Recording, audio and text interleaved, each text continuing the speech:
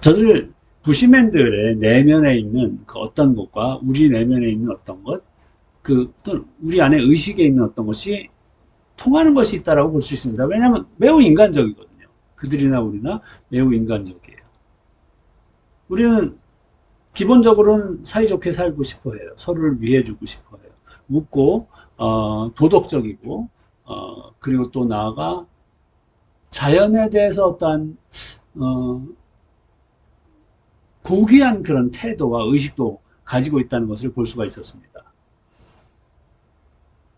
그런데 재화가 늘어나고, 거기에 필요성이 증대하고, 그러면서 우리에게 새로운 내면에 숨겨진 어두운 면모들이 또 드러나는 것들을 볼 수가 있어요. 우리들은 어떤 존재일까?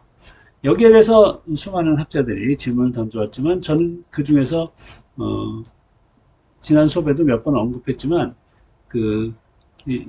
이분 이야기를 잠깐만 하고 하려고 해요. 클로드 레비 스트로스 보이시죠? 슬픈 열대라는 책입니다. 제가 레비 스트로스에 대해서 그렇게 깊이 알지를 못해요. 하지만 매우 흥미를 느끼고 있는 학자인데 이 책이 30년 전에 미국에서 산 책인데 아직도 다 읽지를 못했어요.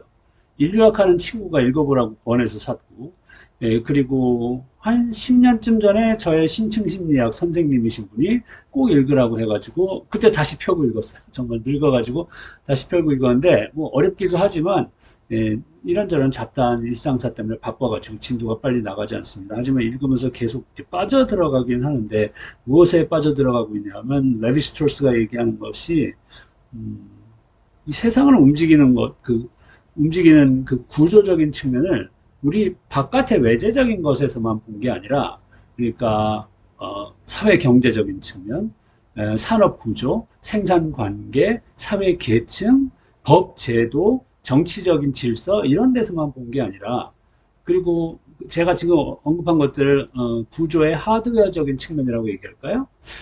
근데 우리 외부엔 또 소프트웨어적인 그런 우리 환경의 요소들을 문화나 가치관이나 이념이나 학문이나 사상이나 뭐 예술 이런 것들을 또 얘기할 수 있겠어요.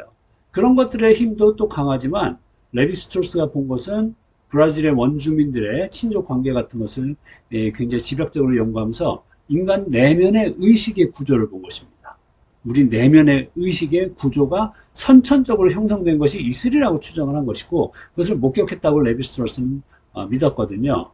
그 선천적인 구조는 그러니까 뭐 사회학 하시는 분들은 상식적으로 아시다시피 소시엘의 언어학적인 인간 내면에 내재한 선천적인 언어 구조 그러한 개념의 연장선상에서 우리의 내적인 구조의 개념을 레비 스트로스가 제시했다라고 보고 있는데 이런 이야기를 레비 스트로스 정도의 연구력과 그리고 질적인 실증적인 자료를 제시해서 체계적으로 풀어서 제공했기에 망정이지 웬만한 사람이 얘기했으면 뜬구름 잡는 소리 정도가 아니라 저건 저희 중세적인 그 주술적 미신적 사고에 사로잡혔다 해가지고 완전히 거들떠도 안 보지 않았을까 하는 생각을 저는 해요. 그러니까 사회 경제적인 변화와 환경과 역사에 좌우되지 않는 원초적인 인간의 심성 같은 것이 뭔가 있다라고 좀 거칠게 표현할 수 있는 것입니다. 원초적인 인간의 내면의 의식의 구조, 무의식 안에 그것이 담겨 있다는 것입니다. 그것이 힘이 엄청나다는 이야기를 레비 스트로스는 했거든요. 제가 그것을 더 이제 풍부하게 여러분한테 설명할 재주가 없어서 능력이 없어서 충분히 공부를 안 했기 때문에 저는 인간의 원초적인 심성에 관해서는 다른 학자들을 통해서는 좀 공부를 했어요. 근데 그건 나중에 얘기하기로 하고 레비 스트로스를 매우 추앙하는 일본의 유명한 한 학자의 글을 잠깐 보여드리겠습니다. 이분은 지금 큐오 대학교 교수신 걸로 알고 있는데 일본을 대표하는 지성인입니다. 나카자와 신이치 선생이라고. 나카자와 신이치 교수의 글을 제가 잠깐 여기서 보여드릴게요. 나와라 어딨냐? 여기 딴 데로 여기 갖다 놨고. 인간 내면의 야생의 가능성 일깨우기. 자, 이게 밑에 써 있다시피 예술 인류학 연구소라는 것을 설립하면서 그 취지문을 쓴 것이에요. 그걸 제가 이제 재인용한 것인데, 잠깐 시간 드릴 테니까 여러분 읽어보십시오. 포스트 모던화된 현대 인간들은 우리가 가축화된 동물과 같다라는 굉장히 비참한 이야기를 하고 있습니다. 우리와 가축과 비슷한 삶을 살게 됐다는 이야기. 우리 안에 야생을 잊고 있다는 이야기입니다. 그러나 그 야생은 우리 무의식 속에 살아있대요. 우리 안에 잠자고 있는 야생을, 무의식에 숨겨져 있는 야생을 예술로서 불러일으킬 수 있고 그렇게 해야 된다는 이야기를 하고 있습니다. 핵심 개념은 이것입니다. 우리의 무의식 속에 잠재해 있는 야생의 감각과 사고를 불러 일깨우지 않고서는 우리가 더 이상 인류의 미래를 꿈꿀 수 없다라는 그런 경고 같은 이야기를 하고 있거든요. 뭐 여기에는 동의하실 분도 있고 여러 가지 다양한 반론도 있을 수 있다고 생각해요. 그러나 여기서 신일지 교수가 얘기한 우리 내면의 무의식의 야생이라는 것은 레비스트로스가 얘기한 그 우리 무의식 속에 어떤 그 본질적인 구조의 개념을 빌어서 지금 이분이 얘기하고 계신 거예요. 레비스트로스는 그 브라질 원주민과 또 그 밖에 이제 멜라네시아, 폴리네시아 그쪽의 원주민, 중남미 원주민의 삶을 통해서 인류의 보편적인 그 원초적인 내적 구조가 있다라고 주장을 하시는 분입니다. 근데 그것이 충분히 실증적이고 여러 가지 그 후속 연구에 의해서 지지받기가 참 어려운 그런 참 연구의 한계가 있는 것이고, 그리고 사실 굉장히 어렵습니다. 그래서 실제 학문에서 그 개념에 대해서 추앙하는 사람들은 많지만 학문 연구에 적용되기에는 아직까지 많은 어려움이 있는 분야라고 볼 수가 있어요. 왜냐하면 무의식이란 것은 글쎄요, 실증주의가 지배하고 있는 많은 영역에서는 여전히 배관시되고 있는 그런 개념이기도 해요. 뭐 그게 옳다 그르다라는 말씀을 드리는 것은 아닙니다. 우리 안엔 야생이 있을까요? 부시맨에서 그것을 혹시 보셨나요? 그냥 그들의 겉에 피상적인 삶의 모습이 야생과 닮았다는 것이 아니라 그 야생이라는 것은 자연과 통해 있는 우리의 정신의 어떤 것입니다. 자연과 통해 있어서 자연과 마치 소통하는 것처럼 보이기도 해요. 실제로 뭐 주변에 동물들을 함부로 뭐 학살하고 그런 거 없고, 그들의 고기를 먹게 될 때 그들에게 기도를 해주는 모습도 볼 수 있고, 자연과 실제로 공존하는, 더불어 살고 있는 그런 모습을 볼 수 있습니다. 이것이 그냥 낙후된 전 근대인의 모습이라고 우리가 이렇게 거만하게 볼 것인지, 아니면 그들 안에, 우리 안에도 있는 깊은 구조가 있고 현대 문명인이 오히려 그것을 상실했다라는 그 레비스트로스의 주의 말씀을 다시 환기해야 될지, 그런 말씀을 여러분께 드리는 것입니다. 저도 답을 모르는 문제입니다. 매우 어려운 문제예요. 근데 이제 우리라는 인간이라는 존재를 보다 더 풍성하게 생각하는 데 있어서 단순히 환경과 사회 구조에 반응하는 그런 존재로서가 아니라 내면의 자연과 통하는 야생의 어떤 길들여지지 않은 가능성을 가진 존재로서 우리를 볼 수 있는 시각에 대한 지지자들도 많이 있다는 말씀 드리고 싶습니다. 과연 우리 안에는 무의식이 있을까? 무의식은 어떤 작용을 할까에 대해서 많은 사람들이 의구심을 갖고 흥미를 느끼기도 하고 또는 배격하기도 합니다. 그럴 수 있을 만한 충분한 연유가 있다고 생각해요. 그러나 일단 내가 마음에 들지 않는 개념이나 분야라든가 뭐 이론적인 경향 이런 것에 대해서도 한번 들어가서 문을 열고 보는 것 자체가 가치가 있다고 저는 생각합니다. 왜냐하면 그렇게 함으로써 내가 내 사고작용이 저쪽을 안 가봤던 쪽으로 가게 되거든요. 그 안 가본 길이 중요합니다. 가보지 않은 길. 거기 다녀오면서 헛수고가 아니라 다녀온 만큼 나의 내적인 사고는 풍요로워지고 더 확장이 되니까요. 더 깊어질 수도 있고요. 그래서 오늘 뭐 이렇게 너무 저희 거창한 이야기 하지 말고 우리의 그 내면의 무의식에 대한 어떤 단서를 보여주는 그런 글을 잠깐 여러분과 나누고 가겠습니다. 우리 수업에 그 리딩 있는 페이지에 제가 5번에 학원 가기 싫은 날이라고 여기 링크 걸어놓은 거 보신 분들 계실 거예요. 이쪽에 가볼게요. 이게 이런 끔찍한 그 동시를 제가 여기 보여드렸는데 이게 실제로 2015년에 한 소녀가 초등학교 그 당시 5학년생인 걸로 아는데 출간한 책에 들어있던 내용입니다. 그때 이 내용을 보고 많은 사람들이 정말 사회 많은 이들이 경악을 금치 않았어요. 금치 못했어요. 그래서 그 JTBC의 손석희 씨가 그때 앵커로 뉴스룸 진행하고 있을 때 그 뉴스룸에서도 이 이야기를 다뤘을 만큼 굉장히 화제가 된 시입니다. 그런데 시의 내용도 그렇지만 전 사파가 굉장히 마음에 안 들어요. 시의 내용은 차치하고 사파는 너무 선정적으로 그렸다고 생각합니다. 그래서 사파를 좀 빼고 봐야 약간 그 선입견을 제거하고 이 시 그 자체를 음미할 수 있을지 모르겠습니다만 어쨌든 시 내용 자체가 충격적입니다. 우리의 기성세대는 이걸 받아들이기 힘들어했고요. 근데 이 시를 쓴 아이의 어머니가 실제로 글 쓰시는 분이에요. 시인이시든가 소설가시든가 어쨌든 문인이십니다. 그분이 자신의 딸의 이 작품에 대해서 변호하면서 옹호하면서 이 겉으로 드러나지 않은 아이들의 삶의 이면에 대해서 좀 봐달라는 그런 호소를 했지만 굉장히 여론의 문매를 맞으면서 결국은 출판사 측이 이미 그 저희 배포된 책들을 다 회수해서 팔지 않기로 결정을 했었습니다. 그런 화제가 됐는데 저는 좀 아쉽다고 생각해요. 이 동시집에 이런 자극적인 시는 이거 한 편만 있었다라고 얘기하고 보통 것은 그냥 굉장히 그 이해할 수 있을 만한 동심이 담긴 시였다고 그러는데 여기에 대해서 당시 그 미디어 보도를 보면 어른들하고 다르게 아이들 사이에서는 이런 반응이 나온 것을 제가 스크랩 해놨습니다. 심정은 이해가 간다. 독자층들은 무섭지만 공감한다. 얼마나 학원에 가기 싫었으면 저런 글을 썼을까 뭐 이런 이야기를 하죠.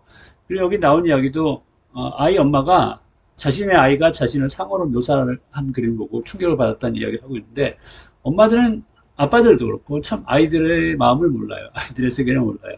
자신들도 한 20여 년 전에는 그런 존재였었는데 다 잊어버리고 모릅니다. 그리고 이런 것에 대해서 경악을 합니다. 경악할 만한 내용이긴 해요. 그러나 생각해 볼 거를 우리한테 제시합니다. 왜 이런 감정이 일어났을까? 자신한테 가장 중요한 존재의 엄마한테 어떻게 이런 잔인무도한 감정을 품을 수가 있을까? 이해하기 힘들죠. 그것에 대해서 그래서 심층심리학자들의 이야기를 좀 참고를 하기로 해요. 들으라기보다는 오늘 한 분 이야기만 보겠습니다. 여기 그림 클릭하면 이런 이야기가 나옵니다. 브루노 베텔하임이라는 분이 쓴 이 옛 이야기의 매력이라는 책이 1, 2권이 우리나라에 그 번역돼서 지금 아직까지 팔리고 있는 것으로 알고 있어요. 저도 1, 2권 봤는데 매우 흥미로운 작품입니다.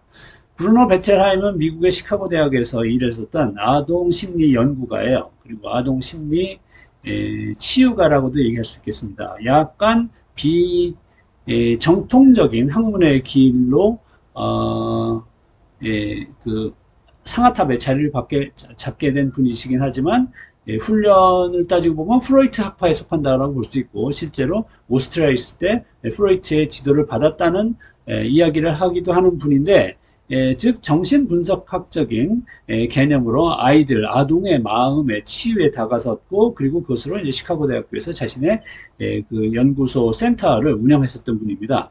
근데 혹시 아는 분이 계실까봐 조금만 말씀드리자면 굉장히 논란의 대상이 됐던 인물로서 이분이 돌아가시고 난 다음에 이분에 대한 그 항의를 하는 사람들이 몰려들어가지고 이분의 업적을 다 비판하고 재평가해야 된다는 그런 주문을 하기도 했습니다만 또 반대로 이분의 도움을 받았던 아이들의 학부모들은 이분을 엄청나게 옹호하고 그리고 비호하는 그런 또 발언을 하면서 양쪽이 부딪혔었던 이런 일도 있어요.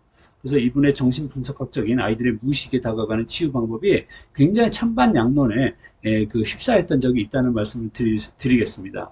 그러나 어쨌든 결과론적으로는 유네스코에서는 20세기를 대표하는 교육 사상가 중에 한 명으로 꼽았을 정도로 당대의 그 아이들의 양육과 그리고 정신의 치유에 큰 영향력을 발휘했었던 사람이고, 그리고 이분이 쓴 책 중에서 이 책은 특히 서양의 옛 이야기들 있죠. 설화들이요. 그 설화들이 가진 심층의 의미를 분석함으로써 그들이 실제로 아이들이 성장하는 데 있어서 무의식적인 치유에 커다란 영향력을 발휘할 수 있다는 주장을 하고 있어요. 쉬운 예를 들자면 여러분 그 신데렐라 이야기들 다 아시죠? 거기서 신데렐라의 악인들이 나옵니다. 계모와 그리고 의 자매들이죠. 나쁜 언니들.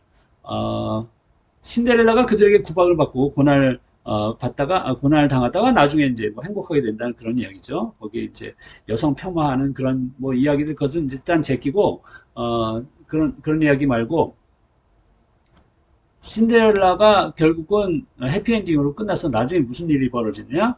마지막은 악인들을 벌하는 것이에요. 그래서 계모하고 언니들을 벌하는데, 이게 디즈니 버전으로 나온 굉장히 그런 유화된 제스처의 그런 벌이 아니라 실제는 잔인무도한 체벌을 가합니다. 체벌 정도가 아니라 고문이죠. 엄마는 아마 그 새들한테 쪼여가지고 눈깔이 뽑히고 그리고 피를 흘리면서 뭐 죽게 되든가, 그리고 언니들은 신데렐라의 구두를 신어보고 발에 맞지 않는 부분은 칼로 자르고 그 다음에 불에 달군 뭐 어떤 철판 위에서 뛰게 하고 이런 끔찍한 그런 결말이에요. 그래서 이제 현대의 그 아동 심리학자 이런 사람들은 아이들한테 이런 끔찍한 내용 보여주는 건 나쁘다 해가지고 순화된 것으로 전달해야 된다는 얘기를 하는데, 거기에 베테랑 씨는 완전히 반기를 드는 것입니다.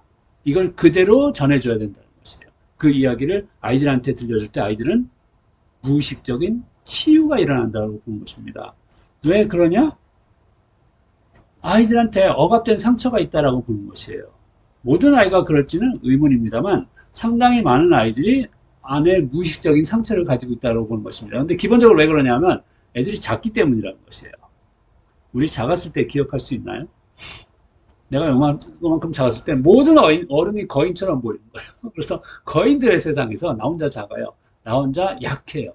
언제 그들의 정서적이고 감정적이거나 육체적인 위압에 굴복을 당할지 알 수 없는 그런 불안한 상태에서 오랫동안 자라나야 된다는 것이죠.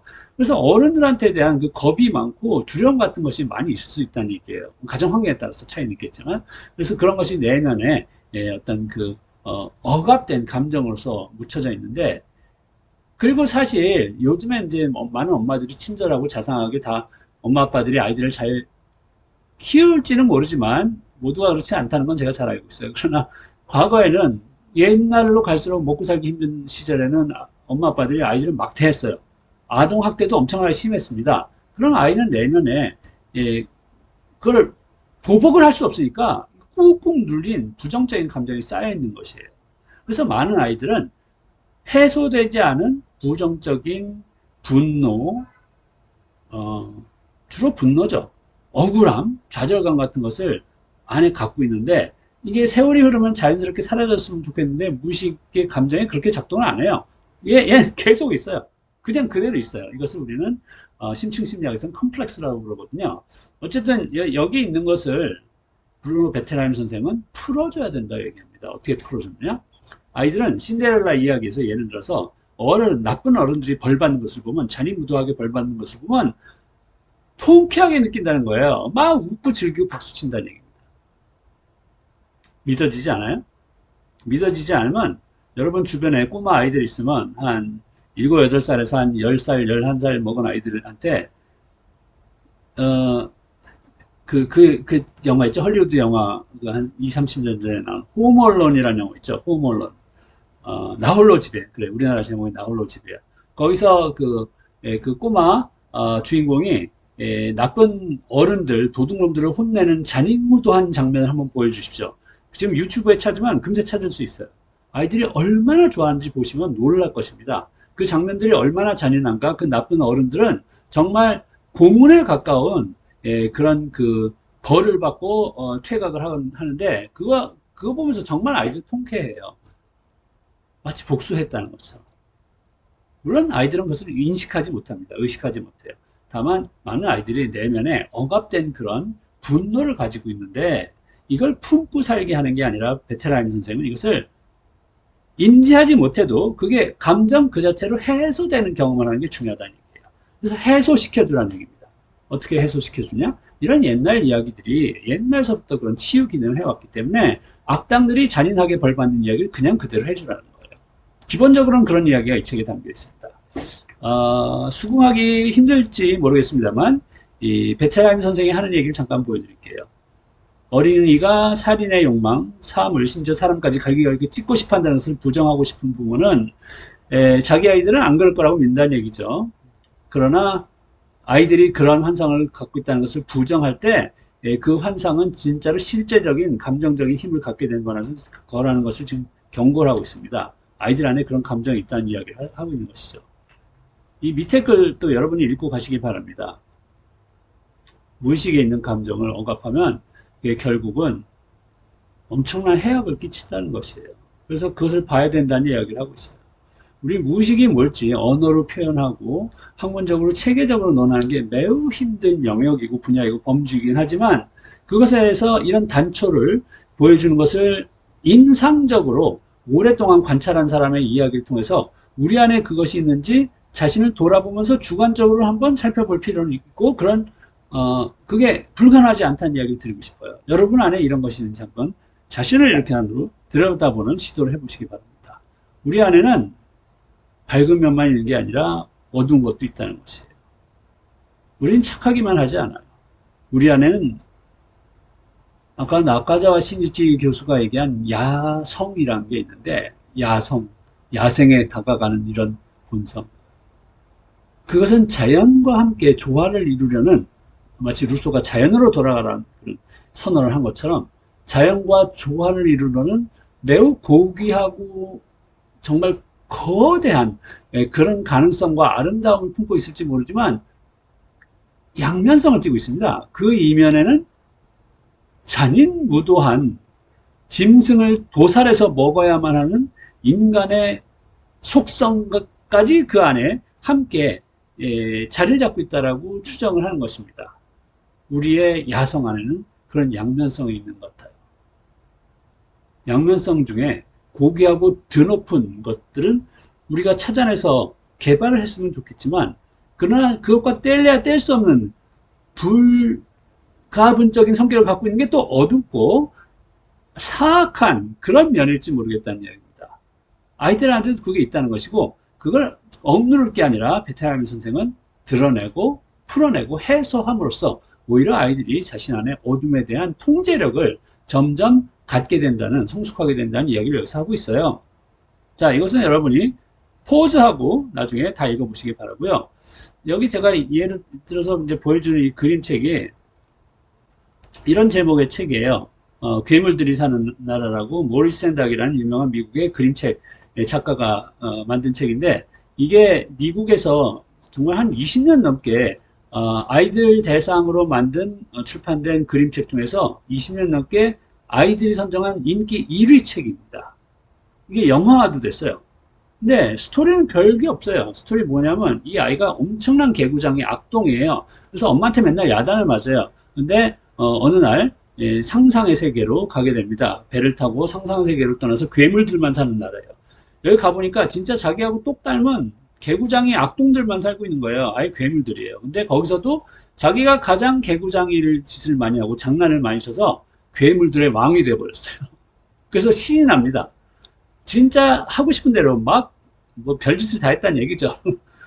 근데 그렇게 하루 종일 정말 엄마 말 하나도 안 듣는 그런 개구장이짓만 하고 나니까 저녁 때가 되니까 피곤하고 잠이 살살 오고 엄마가 보고 싶어지더라는 거예요. 그때 맛있는 밥 냄새가 나고 엄마가 부른 소리가 들려서 다시 배를 타고 집으로 돌아가게 됩니다. 얌전해져서 엄마 품으로 돌아가는 그런 이야기예요. 우리 아이들이 얌전하길 바라죠. 그걸 벌로서 징계함으로써 얌전하게 만드는 게 아니라 그들이 충분히 자신 내면을 드러내서 풀어서 해소하게 함으로써 자발적으로 얌전하게 엄마 아빠한테 고개를 숙이고 따를 수 있도록 만드는 그런 길이 가장 건강한 억압 없는 상처 없는 그리고 아이들이 지속적으로 성장하는 것을 도와주는 방식이라는 이야기가 메시지가 여기 담겨 있어요. 중요한 건 무엇이냐? 감정을 중시하자는 것입니다. 우리 내면의 감정. 아이들 내면의 감정을 중시해야 된다는 것이에요. 그렇다고 관련된 메시지를 여기에 정신의학자 정혜신 씨가 쓴 이야기를 통해서 여러분께 잠깐 전하니까 이것도 여러분 포즈하고 나중에 읽어주시기 바라요.